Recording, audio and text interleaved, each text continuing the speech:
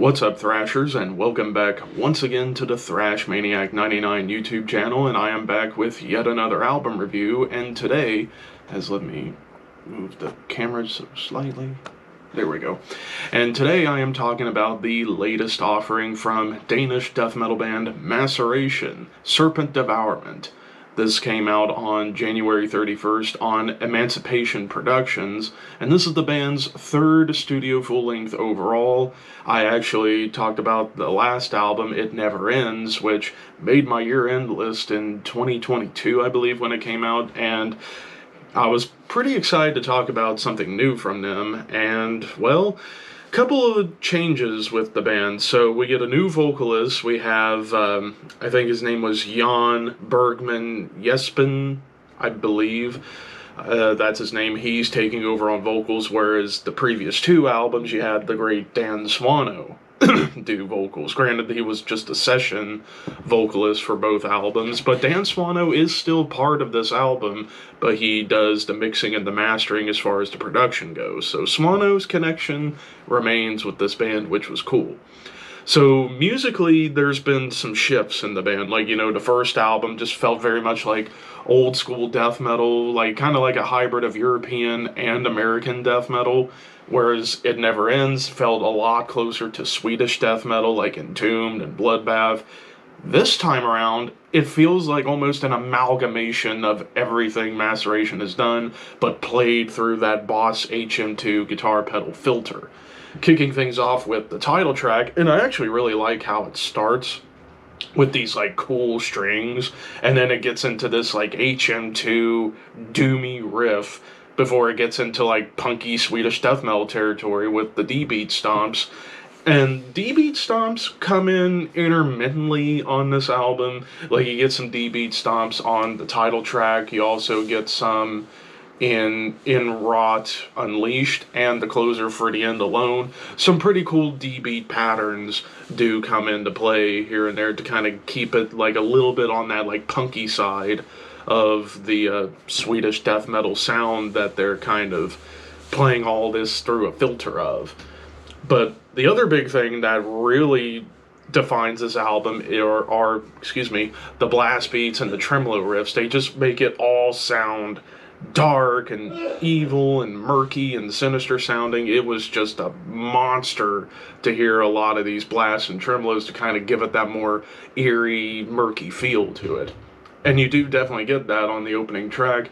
And double time, like I would say double time rhythms and riffs are pretty much, I would say, like the big thing on this album. Like almost across the entire album, you get like some kind of double time moment that kind of give it like a bolt thrower vibe, but just done with a more evil sense, as well as with that HM2 pedal kind of filtering it all out. So yeah, double time definitely comes into play pretty heavily, I would say, mostly in the first four tracks, as well as Emptiness Embraced. You do get a lot of really cool double time.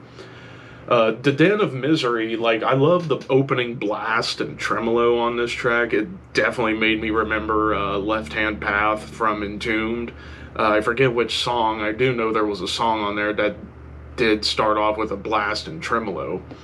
Or there was a section on there, I should say. But the melodies on this track are just so sinister, I just couldn't believe it. And then the harmonies with the guitars on top of the big doomy section, you can definitely tell when it comes down to it, there are some really cool doom riffs on here that kind of give it a bit of an autopsy vibe, which I would say a good chunk of this album is pretty doomy, kind of like Autopsy, but with an HM2 on top.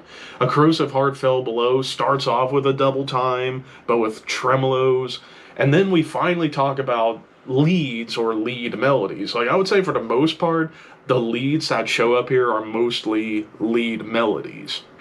Not like true blue standout leads, I would say, except for Where Leeches Thrive, When Torment Befell My Pain. Those would be the only songs where you get like true blue leads, whereas everything else is all lead melodies. Also, Corrosive Heart Fell Below, some really cool like whispers to kind of make it sound even darker. And of course, groove is a pretty big aspect on this entire album, whether it's like standard groove or lumbering grooves. As far as lumbering grooves, where leeches thrive, which that whole song definitely kind of goes for like an autopsy feel. Like you get some doom, you get some thrash, you get some like big squealy dive bombs, which is pretty cool. And speaking of thrash, the song The Suffering was probably that, as well as Revolt the Tyrant Dream. Those two songs were the thrashiest of them all.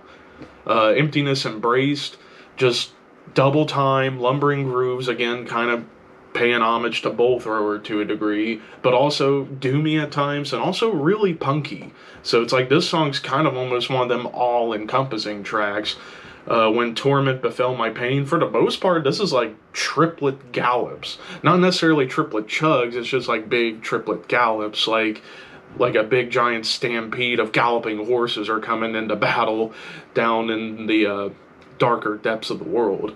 In Rod Unleashed, I actually like the build-up to this track with the chugs before it leads into blast beats and a big dive bomb that leads into a lead melody.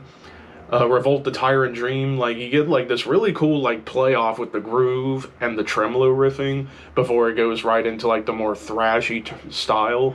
And then the closer for The End Alone is one of them murky songs. Like the riffs are murky. It continues on that like Autopsy inspired doom sound, D-beat tremolos, dive bombs, and groove.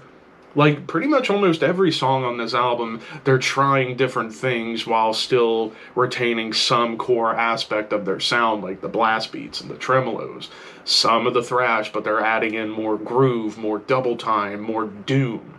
So this album's very different from the last album, whereas the last album, it was just full-on aggression, full-on speed, whereas here, you get a lot of dynamic going on here. As far as the only things I could complain about is that perhaps they could have, like, especially with the songs that had a lot of double time, you could have, like, swapped around songs on the track list to help the album flow a little bit better. And I do wish the drums could have had a little bit more punch. But overall, I'm going to give this 4 out of 5. I thought this was a great album, great follow-up on a comeback, and I'm curious to see where Maceration goes next. But of course, those are just my opinions. What did you guys think? Let me know in the comments below. Don't forget to like, comment, share, subscribe, all that fun stuff. But until next time, thank you for watching. Keep your horns high and your dreams wet.